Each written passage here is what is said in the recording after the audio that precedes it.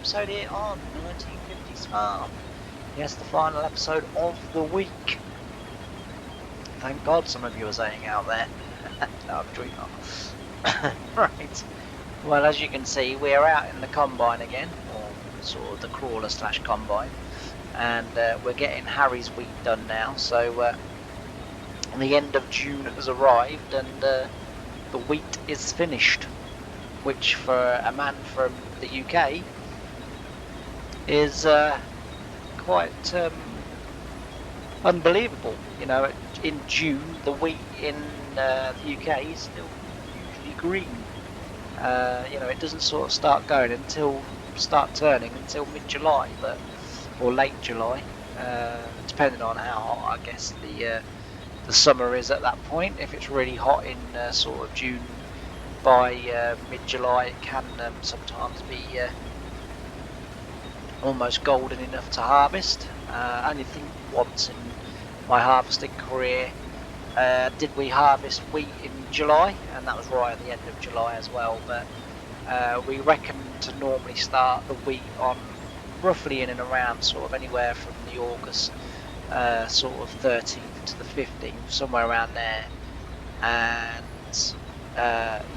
we would then expect to be done. We had 3 770s, so we would expect to be done by second week in September, second week in September.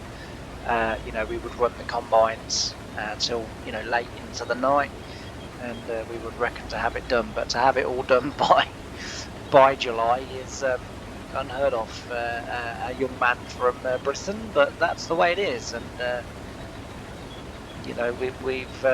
we've got on last year, and we really did do well in terms of getting all of the crops planted on time, which is unusual for me, but there we go.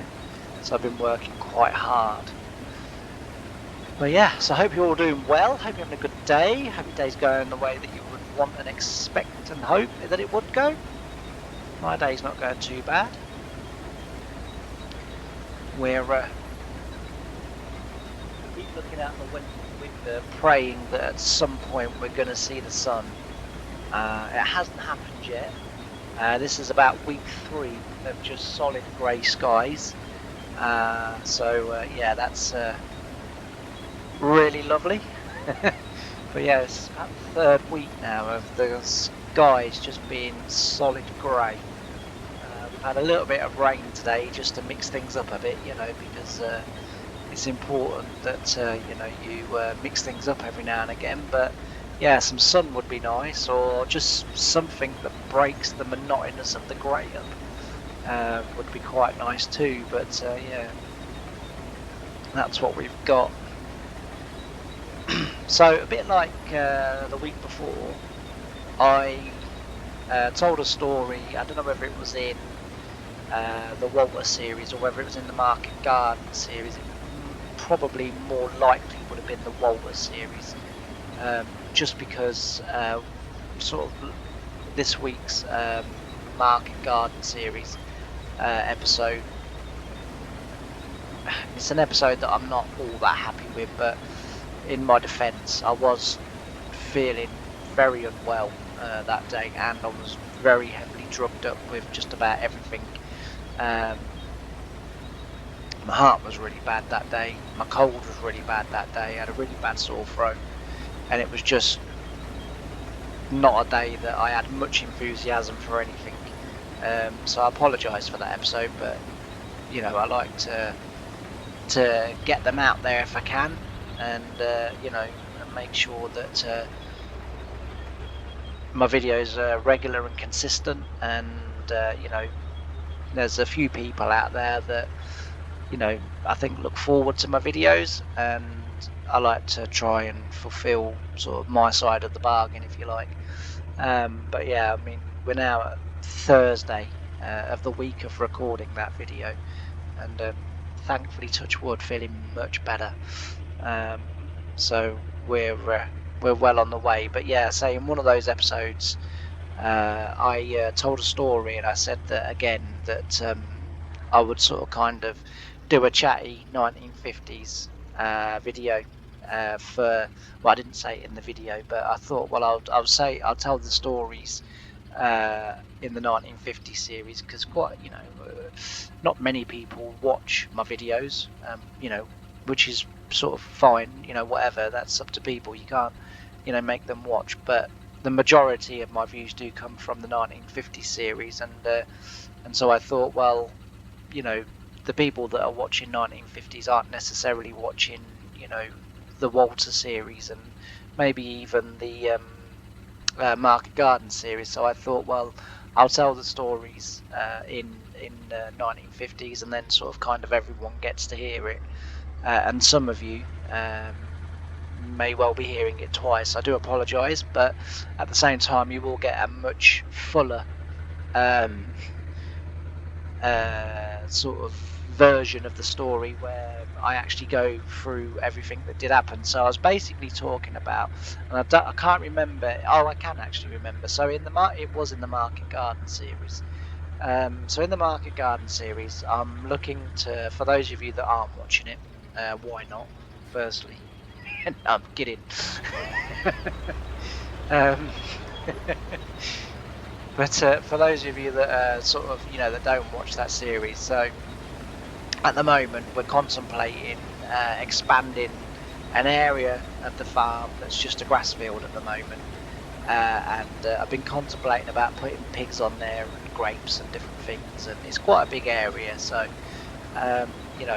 it's wide enough, big enough for me to do a few things on it. And anyway, so and I was basically saying about putting a brand new farm shop on the farm sort of premises, if you like, and then was saying, but I need to find some way of keeping it separate from the farm, because obviously if you've got a farm shop, invariably you've got family means you've got children, and you don't want the two mixing. You don't want the farmyard and the children mixing. And it led me on to remember a thing that happened at work on the first farm this was, and I thought, well, and I told sort of very briefly about what happened, but I didn't sort of go into much detail.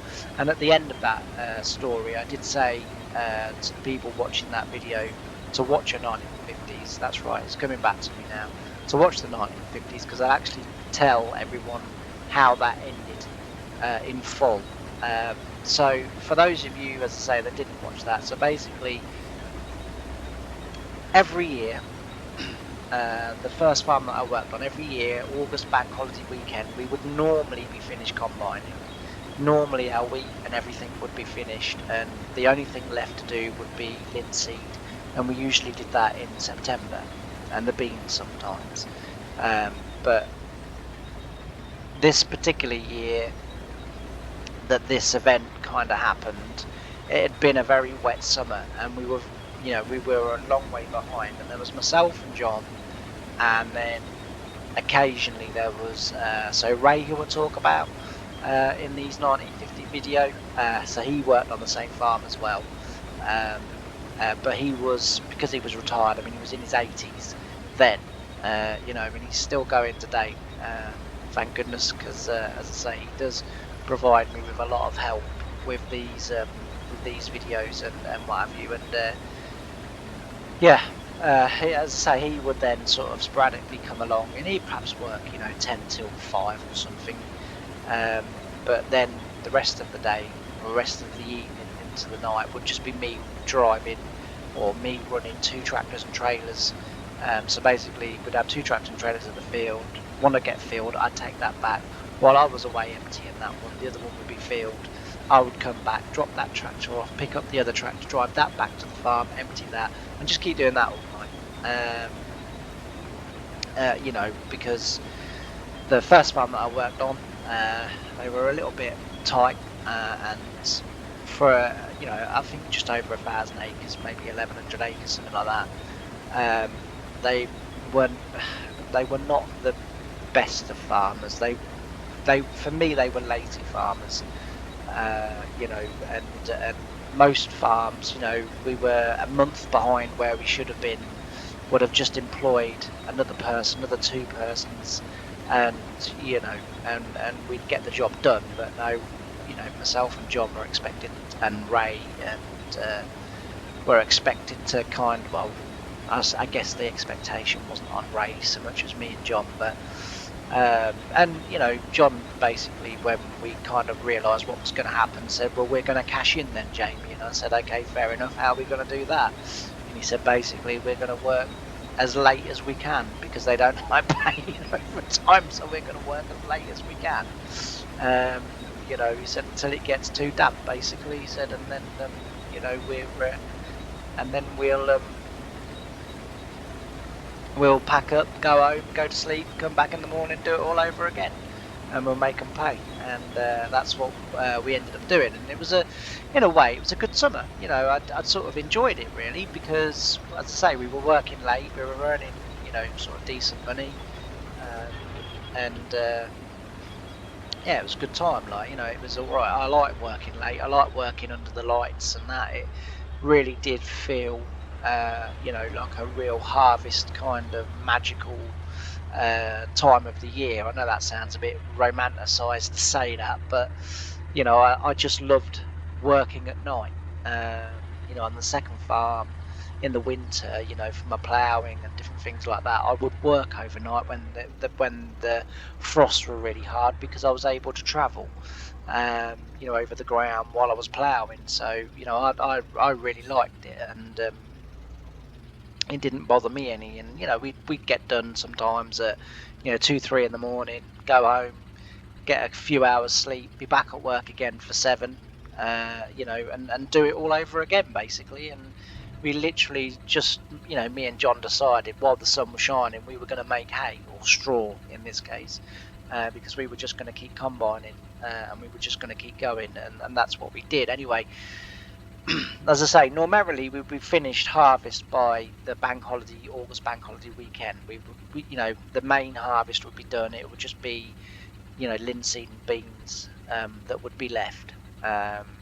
Didn't always have beans and didn't always grow linseed, mainly because we didn't always get them in. But most years, I would say, we grew those 2 crops. And this particular year, so it's been a very, very wet summer, and August bank holiday weekend was coming up. And normally I would go sort of, we would get, for the work we've done through harvest, normally they would say, well, you can have the bank holiday weekend off, you can come back on the Tuesday. It's a bit of a thank you for, for the work you've put in during harvest, and, we'll pay you, for the Monday at normal time.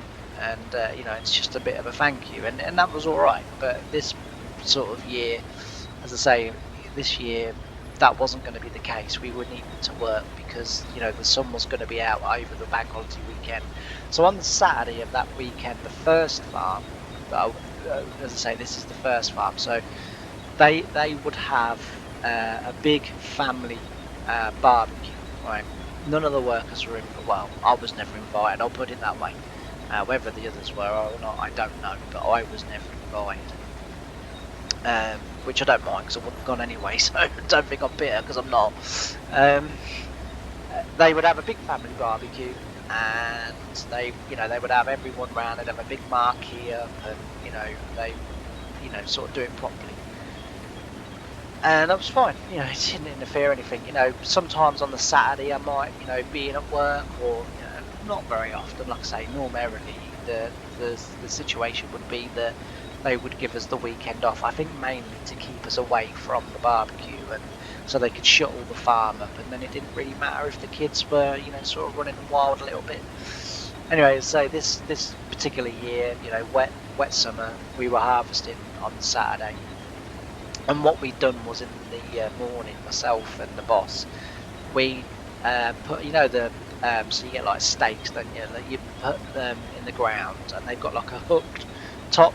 You see them at like feints and stuff, and they just put string through them and round, and it kind of makes a sort of really rubbish kind of do not cross barrier sort of thing. And we put them up, and he said, like, this will stop the kids. We'll tell the kids they can't come this side of these stakes and all these posts, and you know, the string sort of that we put, or tape that we put round. So it's like, okay, and on the tape, obviously, do not enter, and all of the, you know, he got off the internet and he thought it was marvellous, and you know, he thought he'd done a really cracking job, and this was going to keep everyone alive. And I sort of said to him, you know, I said, like, you do need to make sure you keep the kids that side of the thing. He said, yeah, we will, mate. He said, I said, because I'm not always looking for people when I'm coming into the yard. I'm obviously getting ready to tip. I'm trying to get, you know, I said, I'm running 2 tractors and trailers. I'm concentrating on what's going on in my cab. I'm setting my trailer up so that I can literally reverse and tip. You know, I said, I'm not looking for people. And he's like, no, we'll keep them away, it's fine. You just do your job, concentrate on what you do. You know, I'll make sure the kids don't come this far. So I was like, okay. So, and there was quite a distance between their lawn did reach up to the farmyard, and there was like a curb, and that was it. And that literally, that curb separated the farmyard from you know, the boss man, or his dad's lawn. His dad's lawn was about, you know, 4 or 5 acres. The house was sat in the middle of it, and it was very nice. It's very idyllic, and it's very, you know, it's very nice, and it's you know, it's very vast as well, because I used to have to cut the grass and trim and also keep the hedges and that round short, and the trees, and paint the lampposts and different things like that, you know. And so it's quite vast, and you know, if there was a really slow day on the farm and I was doing a few sort of jobs in the garden, you know, it was big enough to keep me occupied all day.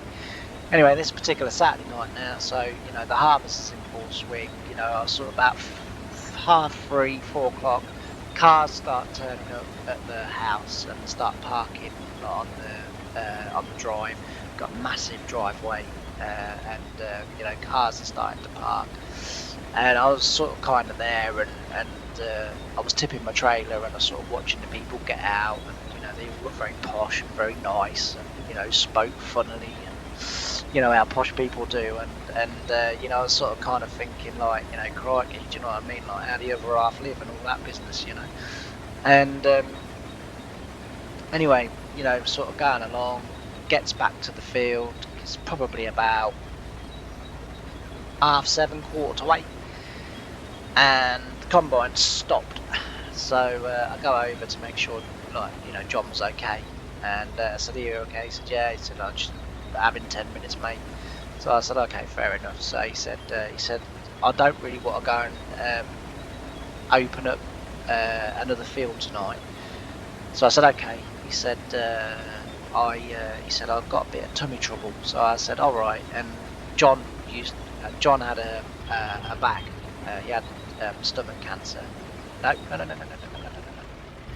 He had, I thought it was on the tractor. I don't want to set the helper off. Yeah, he had stomach cancer, and it meant that he had his bowel taken away, and he got a bag. And he said, look, you know, I'm in a bit of discomfort and pain tonight. So he said, I kind of just want to do this field. It's in quite a big field. It's about 70, 80 acres, something like that. And so, you know, he said, I'm sort of making this last. So I said, okay, fair enough. So he said, we'll have a cup of tea and that, like, you know, out in the sun and that. And that's what we did. We had a cup of tea and a bit of chat and what have you. And he'd rang his missus, and she'd bought a couple of ice creams and some ice, you know, sort of ice cold cans of drink and what have you. And like, we were sort of, the three of us were chatting, and he's going, what's going on at the house then? So I said, I said, it's filling up. I said, like, you know, I said, all the people said in their posh frocks, and I said, you'd think it was a wedding, John, not a bloody barbecue. I said, like, when we rock up at a barbecue, we're wearing bloody crappy old shorts and sandals and God knows what else. I said, like, we don't look like them. I said, they all look like they're going to a wedding. And he said, yeah. He said, it's the other half, mate. So I said, yeah. I said, oh, funny enough, I said, I thought that to myself while I was sort of you know, at the yard unloading. Like, I said, I thought, cool, how the other half live, sort of thing.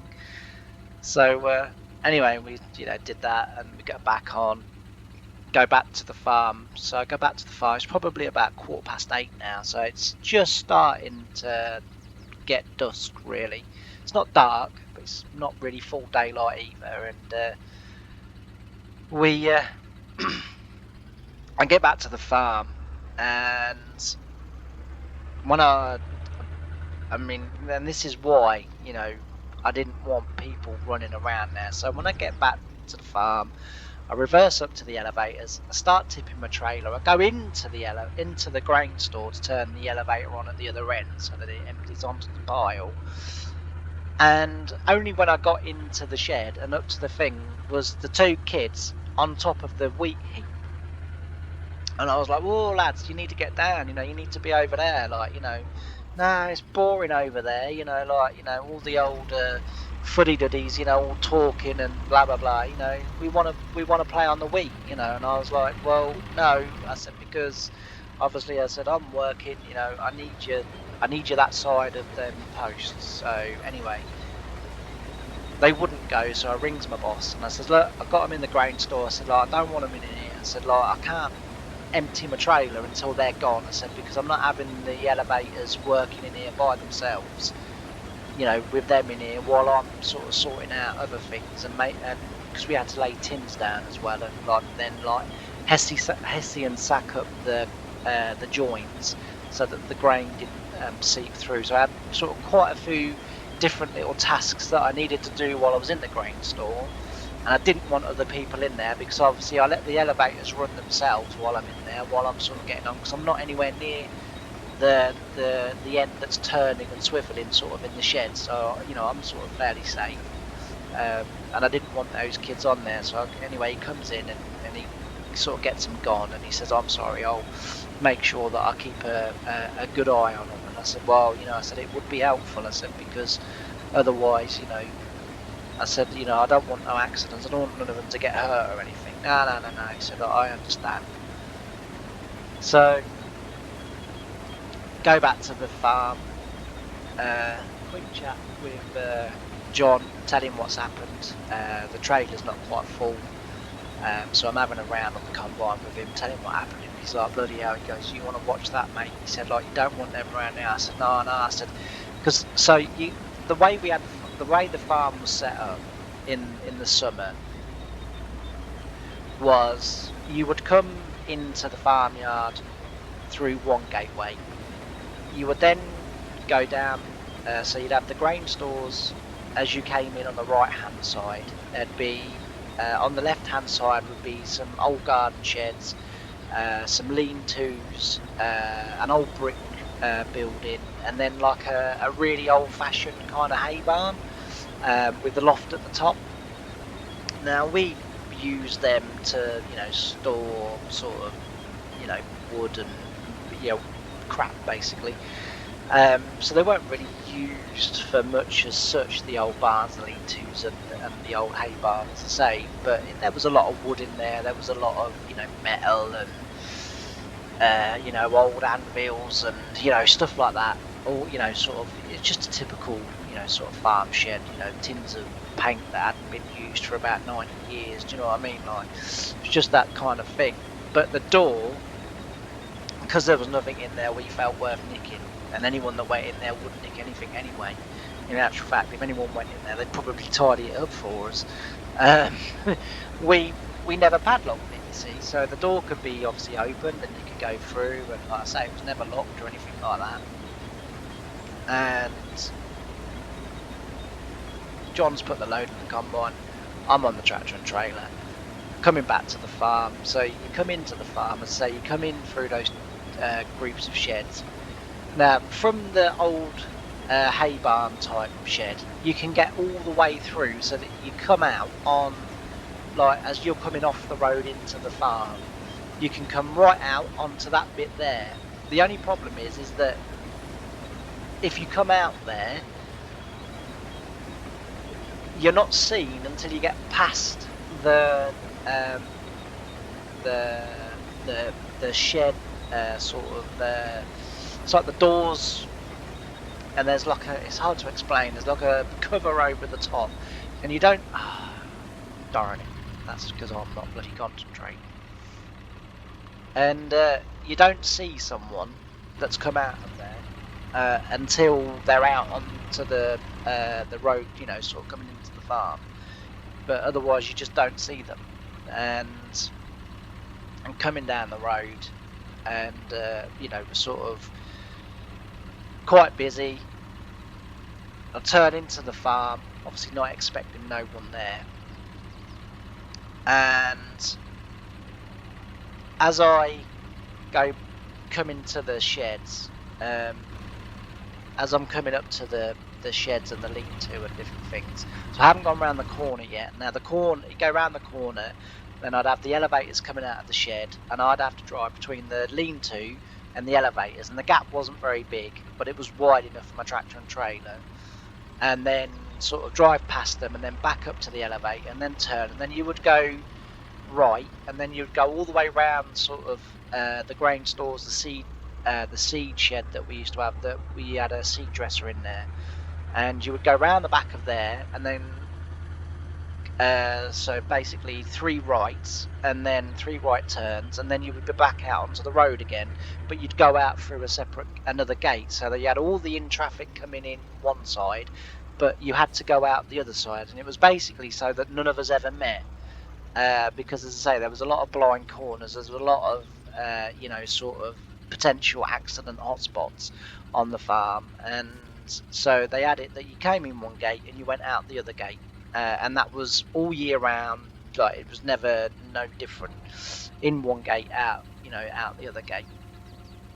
And if you got caught going, say, out of the in gate, you would get severely told off as well, which I found out to my cost. Not that I did it deliberately, but I kind of thought, well, no one else is here, and I'm going home. My car was right next to the in gate. I was thinking I'll just nip out, but yeah, no, I unfortunately just nipped out as they were coming back, and as I say, I then got severely told off for going through the in gate.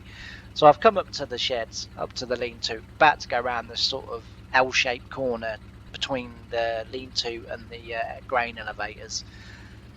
And just as I go past the door, kid runs out and sort of stops, and I've already gone by. There was nothing I could do. I'd already gone by. I waited for the dong as it hit my trailer, and the thud of the wheels. Anyway, thankfully that never happened. And just as I turned into the corner to go around the corner, another boy and a little girl come running round the other side. So they were clearly playing like hide and seek or something.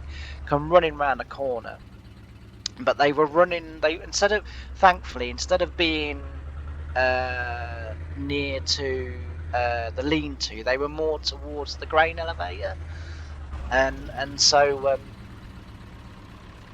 I then had sort of a split decision to make, because they'd come round, they're facing me head on, and as I say, I was coming into the yard, and I just thought, I'm going to put the tractor through the lean-to. I thought, I'm not obviously I'm not hitting those kids. I thought, I'm not doing, I just don't want, so I'll just put the tractor into the lean-to.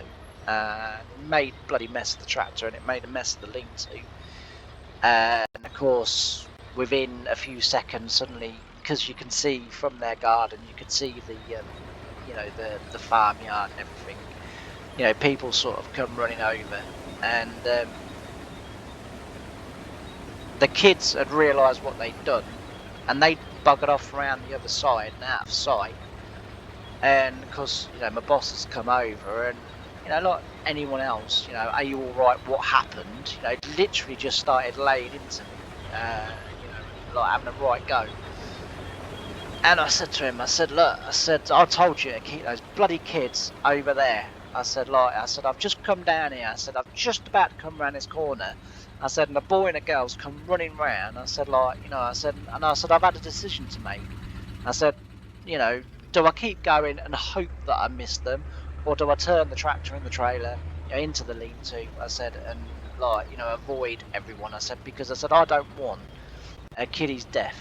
I said, on my conscience for the rest of my life. I said, especially as I know the first thing you'll do is blame me at whatever cost. I said, because you never ever take responsibility for anything that goes wrong.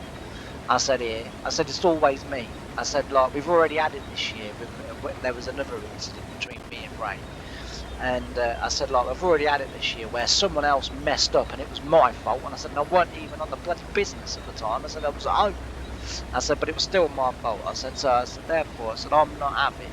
I said, so I'll put it in there. I said, you can pay and afford to rebuild the shed and the lean-to. I said, like, you can afford to get the tractor repaired. I said, but none of us, I said, can afford, you know, you can't get a kid repaired. I said, so I've done what I've done. Anyway, the mother of the 2 kids, because she clearly knew that the kids were over here, because instantly when she came over, she was like, where's, I can't remember, Jessica and Harry or something like that. And so she clearly knew they were over there, like over on the farm side of things. And then one of them's come running round, and then round the other side. So we had a grain store, and then on the side of that was another grain store, but the door to the other grain store faced the opposite way to the one that I was tipping into, because you wouldn't have been able to have backed up to it because of the sheds and the lean-to. So the door was the other end. But we used to leave the side door open, so there'd be grain in there, but we'd leave the side door open. There'd be a draft then that would go all the way through the grain store, and it would blow all the dust out. It meant that it was dust free in there for me while I was working in there. You know, like with the elevators and that, it was fairly dust free, because as I say, you had sort of, in essence, you had like 4 doors open. And the through draft was bloody lovely on hot days, I can tell you. You know, if there was a through draft, and so that you know, was sort of why I did. You know, anyway, one of the kids had got in, and he'd basically gone on to because we had barley on the other side, and he basically climbed up we used to have like a screening wall, so the barley, because we had the doors open, so the barley didn't come out of the side doors. We used to have a screening wall, and it literally was just high enough to keep the barley sort of in the shed, so it didn't spill over the top and spill out of the door. And basically what he'd done was he climbed up on the back of them, he'd gone over, and then like sort of as he'd dropped off the other side, he'd fallen into the barley. Couldn't, you know, because he was only, I think, probably about 5 or 6, he didn't have the strength to pull himself out of the barley to thingy. So I've got him running around there, and of course, like, gone through the main doors because I weren't climbing over the wall. I thought I'll just run up the heap, and got him running up there and sort of pulled him out. And as I say, like, you know, the boss man sort of proceeded to still be having a go at me. His dad came over and went, hang on a minute. He's like to me, he goes, you know, what happened? So I kind of explained again what happened, and he went, okay, fair enough. And then I said like about them being stuck in the barley, and then he was like, he goes, well, he said, I did say to you, he said, and this, he was saying this to his son, to the boss man, he said, I did say to you that we should put the barbecue back a week or so, he said, so that we could just get on and because he said, it's far too dangerous, he said, and I'm not being funny, but you're enjoying the beverages, you're enjoying the steak and the, you know, and the everything else that's on the barbecue, he said, and you're really not paying attention, he said, and you know, he said, poor James here has had the fright of his life, he said, and you know, it's no real fault of his own, you know, and I was thinking, finally, someone with a bit of bleeding sense. Anyway, on that, my phone goes. So it's John, who I was working with, and he rings me. He says, "James, where are you?" So I said, "I'm at the yard." He said, "Well," I said, "I got another bloody trailer full here." He said, "Look, and I'm now full." He said, "I need the tractor and trailer." I said, "Well, I haven't even emptied this one yet." He said, "Bloody hell." He said, "What are you doing?" So I told him briefly what had kind of gone. He went, "Jesus." He said, "All right." He said, "Fair enough." He said, "I'll drop the header off and I'll drive back." He said, and we'll call that it then for tonight. He said, because it sounds like you've had a bit of a scare. Anyway, he come back. Well, basically, he just wanted to see the mess of the tractor and the lean-to. But thankfully for the tractor, there wasn't all that much wrong with it. We'd sort of dinted the bonnet, knocked the wing mirror off, cracked the windscreen, and cracked the driver's door, the glass in the driver's door. It's John Deere 6620. And that's pretty much all. And I'd knocked my flashing light off as well, so that, you know, that was neither here or there. And it had taken a chip and a chunk out of my roof as well, but on the corner. But apart from that, there wasn't really anything wrong. The trailer had pretty much stood up to it. Apart from it did have shit now in the weeds. So, oh, excuse my French. I do apologise.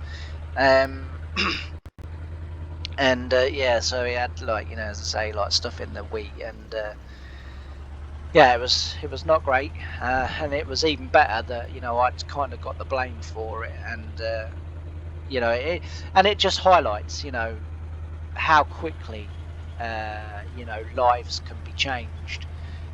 You know, because that's you know, don't get me wrong, I'm not one of these people that's always on my phone. I have a phone, and it's for ringing and texting as and when I need to speak to someone. Oh, well, don't drive through it. Just wait till I move it. Honestly. And yeah, so it's not like I'm on my phone on Facebook or anything. I don't do Facebook, don't do Twitter, don't do none of the social media stuff. Don't even have a phone that I can watch YouTube on. You know, so like literally, you know, don't have none of that. I am getting one this year just because I do want to go to a few places and different things. And I'm going to need the sat nav, and I'm going to need the internet, and I'm going to need, you know, certain things. But I still won't be watching YouTube or doing any of the other stuff that people use their phones for. And you know, each to their own. Like, you know, it doesn't, you know, no bother to me, sort of, in a way. But so yeah, he comes back, and you know, he's sort of looking, and he says, "You've made a mess of that, Jamie." He said, "You should be looking what you was doing." But I said to him, "Yeah," I said, "but I said, it's a bloody good job, innit?" I said, "I don't use the phone like everyone else." And he said, like, "Why is that?" I said, "Because I could have been on the phone thinking there'd be no one around here." I said, "I could have just ploughed through 2 kids, through the grain elevators, through the grain store." I said, like, the fact that I was paying attention. I said, 2 come running out of the shed. I said, well, 1 came running out of the shed. I said, the other 2 came around the corner. I said, it was lucky as well. They decided to come quite wide around the corner as well. I said, because I was able to sort of. So for those that have never been in a tractor, your brake pedals, they have a bar at the back of them. And if you have the bar down, you press the brake pedal, and both brake pedals will go down, and it will brake basically sort of both, you know, left and right side of the tractors, you know, 4 wheels sort of thing. But if you have the bar up, you've then got independent brakes. Now, independent brakes are brilliant when you're in the field, when you're ploughing, because it allows you to turn quite sharp, and you can basically just sort of basically swivel the tractor around, plonk the plough down, and set off down the field again. They're really good for that. Or if you're taking setting or anything like that, again, you can use them if you're on the ridge or the potato planter to, you know, do a sharp turn and get yourself set straight in. It's really good, like, you know. But if you use, you know, but if you have them accidentally forget to put the bar down when you're on the road, and then say you hit the left one, well, the tractor's gonna instantly brake left. You know, so it's going to stop the left wheels from turning. The right wheels are still going to be turning, and the tractor's just going to go left. You know, so the you know, the damage that just could have been done. You know, and thankfully, as I say, I had, because I'm naughty, and because I had a lot of left turning to do, I had the bar up. And because I had the bar up, when the kids came around the right hand side, I hit the left brake pedal and turned as sharp to the left as I could to avoid them. And of course, it literally sort of just spun my tractor around, as well, not round, but sort of, you know, banked it hard left to the lean-to and the shed, and I was able to basically kill the sheds and the lean-to, but keep the 2 kiddies alive. So yeah, it's just a lesson that, you know, life can change very quickly for us, and it's important that we're always paying attention. You know, when we are sort of driving, you know, sort of big machinery, and we're being responsible. Because I've seen quite a few YouTube videos just recently where people have been ploughing, and what they're doing is they're setting the tractor and the plough down, then getting out of the tractor, and then sort of walking ahead and waiting for the tractor at the other end of the field, and then jumping on, ready to pick the plough up and turn around. Now, for me, you know, I've always had this kind of sort of belief that if you respect the machine will respect you. And that just seems like an real idiotic thing to do, because anything could go wrong while you're getting in or out of the machine. You could slip, or whatever. And I watch these videos and I do comment on them, and I do say, one day, my friend, you're going to regret doing that. That is not how you should be. You're a tractor driver. You should be responsible for your vehicle. You should remain. You don't get out your car halfway down the motorway and think, well, I'll wait for it, or I'll run alongside it. You just don't do it. You would never keep up with a car, but you know the point I'm trying to make. It's ludicrous. It's like a truck driver getting out of the truck, going down the A47, just walking alongside it, going, "Yeah, I'll get in when I need to turn. Don't worry." It's just mental. And like I say, we are, responsible for very big machines, and tractors are not, very fast, and the modern day ones are, but that 6620 they had, it wasn't a particularly quick tractor, but it weighed, well, I don't know how much it weighed, but it had probably about 10, maybe 11 ton on the back. And as much as I need to be responsible for the tractor and everything that's going on there, the parent needs to make sure that they're being, responsible and observant with the kids, because they could have lost a kid that night, or as it was, that woman would have lost two, because it was a brother and a sister that ran around the corner, so she could have lost both of their kids that night. It really was it shook me up for a few days. It really did.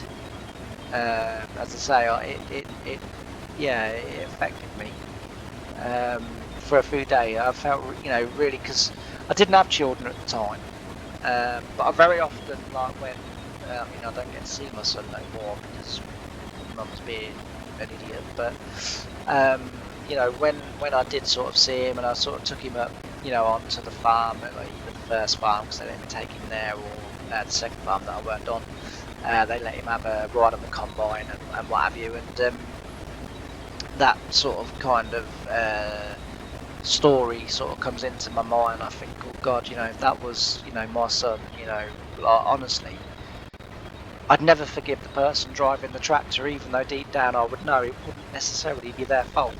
And the truth of the matter is that I think it's not a case of you would never forgive the person driving. I think it's a case of you're burdening that sort of non-forgiveness onto someone else, because you don't want to think about it for yourself, and it would be yourself that you would never forgive.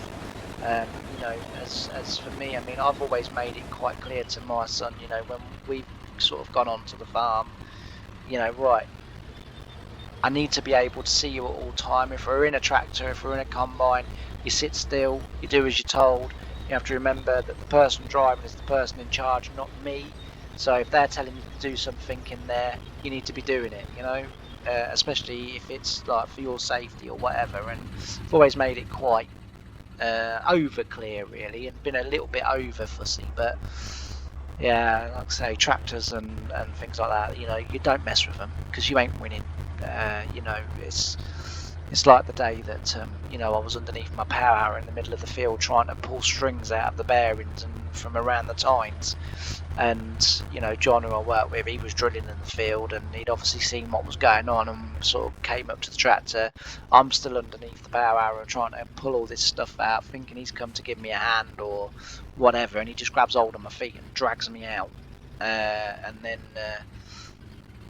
while I'm laying on the ground wondering what the hell just happened, he's screaming and shouting at me.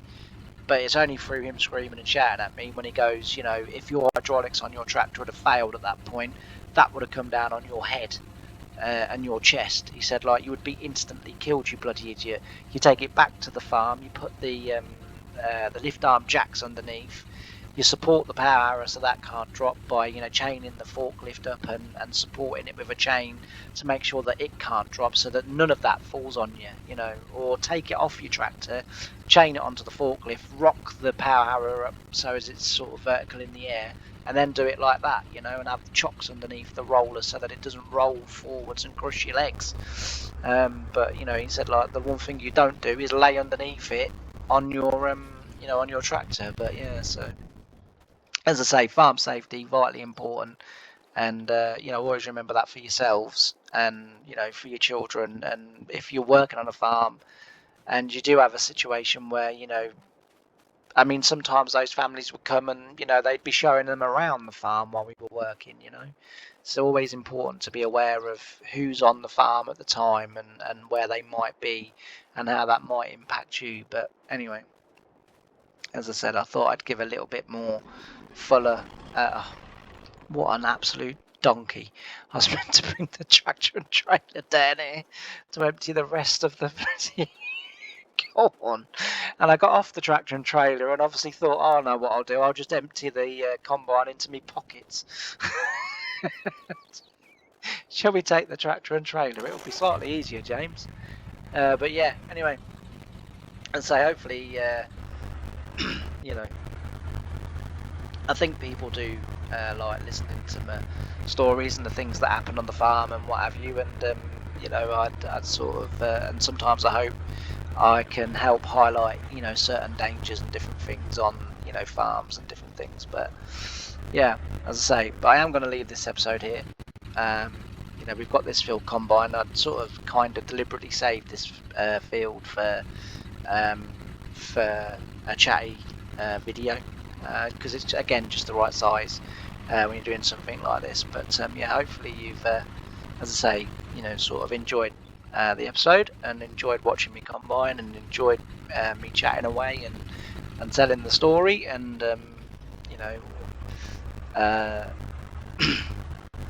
and got something out of it. But yeah, as I say, I am going to leave this episode here, so I'd like to thank you all for listening. I'd like to thank you all for watching. It really does mean a lot to me, as I always say. I appreciate every single view that I get, because as I've always said, you take time out of your day to listen and watch me listen to me and watch me play Farming Simulator, and I know you don't have to, and so I appreciate the fact that you do take the time out of your day to do that. But all that's left for me to say is thanks ever so much for watching this episode. I've really enjoyed having your company, and I can't wait to see you again on the next one. Bye for now.